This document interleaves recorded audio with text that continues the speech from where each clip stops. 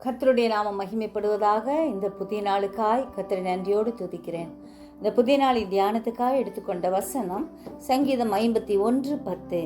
தேவனே, சுத்த இருதயத்தை என்னிலே சிருஷ்டியும், நிலைவரமான ஆவியை என் உள்ளத்திலே புதுப்பியும்.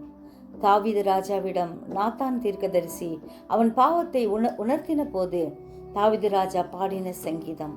பாவங்கள் மன்னிக்கப்படும்படி ஒப்பு கொடுக்கும் போது கர்த்தர் பரிசுத்தப்படுத்துகிறார். புதிய இருதயத்தை நமக்கு தருகிறார்.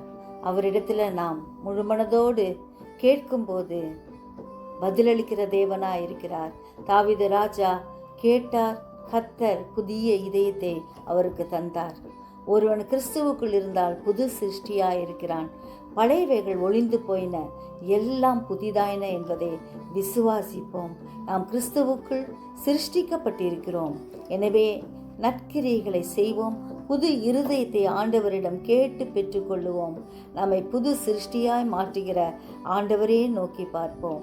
நிலைவரமான ஆவியை நம் உள்ளத்திலே புதுப்பித்து அவர் நம்மை ஆசீர்வதிப்பார். ஜெபிப்போமா? ஜீவிக்கிறதா நல்ல இயேசுவே, இந்த அருமையான நாளுக்காய் நன்றி செலுத்துகிறோம். எங்கள் ஒவ்வொருவரையும் உடைய கரத்தில் ஒப்பு கொடுக்கிறோம்.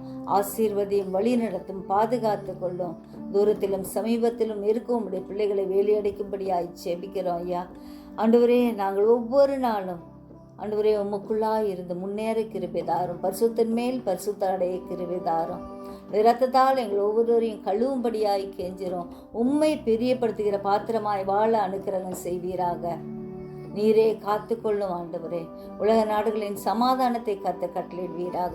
நல்ல செய்திகளை கேள்விப்பட கிருபை செய்யும், ஆசீர்வதியும், வழி நடத்தும். இயேசுவின் மூலம் ஜெபம் கேளும் பிதாவே, ஆமென்.